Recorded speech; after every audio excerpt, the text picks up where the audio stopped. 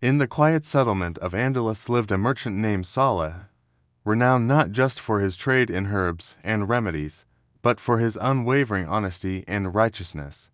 People saw him as more than a merchant, they saw him as a healer, for it seemed as though Allah had placed a special blessing in his hands.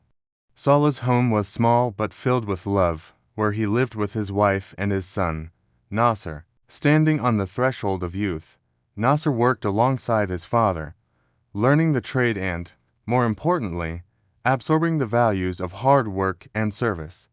Every year, they would travel together to distant mountains to collect rare herbs. Saleh's shop was a place of healing and hope. He never overcharged his patients, taking only what he needed to sustain his family. This earned him the complete trust of the people, and his shop was always bustling. These qualities were slowly passing on to Nasser, who was also finding a place in people's hearts. One day, however, a question began to form in his mind. "Abba," he said to his father, "you are the most respected physician in the city. Why do you charge so little? Other physicians, far less known, charge many times more, and people have no choice but to pay." Saleh smiled, understanding his son's worldly logic. "My son," he explained, "remember this. Real healing comes not from the medicine, but from Allah's command. If a physician's hands are stained with greed, no matter how expensive the medicine, it will carry no healing. The prayer from a patient's heart and the healer's pure intention are the real treatment. Justice and humanity are the greatest principles of medicine. The day we lose them, medicine becomes just a business." He continued, "As for money, it has never been our real support. The real support is Allah. If our intention is pure and our trust is strong, our sustenance will find its way to us. What control does a person truly have? Everything belongs to him. He is the giver. Our hands are only meant for service." Nasser listened, but a quiet confusion lingered. He believed in Allah, but he also saw their own hard work, the difficult journeys to the mountains, the long hours in the shop. Wasn't their success the result of their own effort? This question created a silent struggle between his heart and his mind. If everything depended on effort, what was the role of faith? And if Allah is the giver, why aren't the most faithful always the wealthiest? These questions stirred within him, waiting for an answer that life had yet to reveal. As time passed, the desire for more wealth began to take root in Nasser's heart. His faith was still there, but doubt was growing stronger. Then, one year, the shop faced a critical shortage of essential herbs. Saleh, weakened by age, could no longer make the arduous journey himself. He looked at Nasser and said, "Now, this responsibility is yours." Nasser felt the weight of his father's trust, but fear crept in. The journey was perilous, crossing rocky mountains and dark forests. As he prepared to leave, his parents bid him farewell with prayers. Saleh's final words were, "My son, when you find no way forward, when darkness surrounds you, call upon Allah. He is the helper. He will show you a path you cannot imagine. The provision written in your destiny will reach you, wherever you are." Nasser nodded, but the words didn't fully settle in his heart.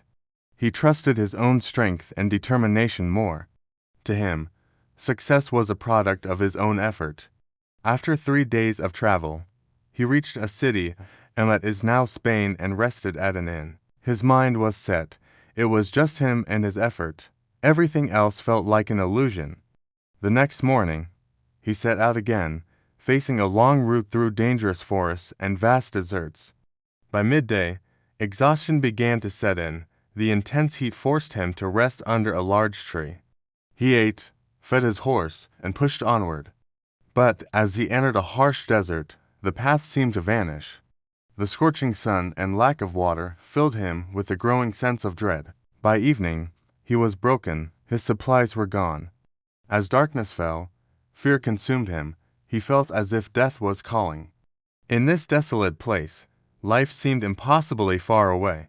His horse finally gave up, and Nasser tied it to a dry tree trunk, collapsing onto the sand. He thought, "This desert will be my end. Wild beasts will tear us apart. Who is here to help me now?" Then, in his despair, He remembered his father's advice. When all paths are closed, call upon Allah. A flicker of hope ignited in his heart. He decided to pray. He had only a tiny amount of water, left enough to drink or to perform ablution. It was another test. If he drank it, he might survive a little longer. If he used it for ablution, death from thirst seemed certain. Fear surged, but a thought broke through. If Allah has written life for me, He will provide. I will not abandon my prayer. He used the last of his water for ablution and prayed. In his prostration, tears streamed down his face. "O Allah," he cried, "You are my only support. You are my provider. If food is written for me tonight, grant it to me. You are my Lord in Andalus, and you are my Lord here. Send my provision." After his prayer, he lay helpless on the sand. The desert was terrifyingly silent. Sometime later, he saw an animal running in the distance. As it drew closer in the moonlight, he saw it was a wild dog. It ran up to him, a small bag in its mouth, and dropped it at his feet. Nasser was astonished. At first, he hesitated, but knowing hunger pushed him. He opened the bag and his eyes widened. Inside was warm food and a container of water. Overwhelmed with joy, he ate and drank. As peace returned to him, tears of gratitude flowed. He had found a treasure in the desert. He slept for a while, and in the morning, prepared to continue his journey. The dog began to walk with him. Soon, he realized he was lost. He decided to just keep walking, but after a short distance, the dog began barking loudly, trying to pull him in a different direction. Nasser ignored it, but the dog persisted. When he walked a little further, he saw a terrifying forest filled with wild beasts. He immediately turned back and followed the dog, realizing it must be a guide sent by Allah. Soon, they reached a small house. He knocked, and a kind old woman opened the door. He asked for water, and she welcomed him inside. He told her about his journey and his father's work. She listened and then said, "Last night, I prepared food for my husband and set aside a bag of food and water as charity for any traveler, but a dog ran off with it into the desert. If I had it, I would have fed you." A profound peace washed over Nasser. He told her his story, explaining that he was the one who ate that food. The woman smiled. "My son," she said, "what is written in your destiny will reach you, but your effort was necessary. If you had not traveled this far, how would this food have found you?" Nasser finally understood. He completed his task and returned home. When he told his father everything, Saleh smiled. "My son," he said, "you were a Muslim, but your trust in Allah was weak. You thought business and money were your support.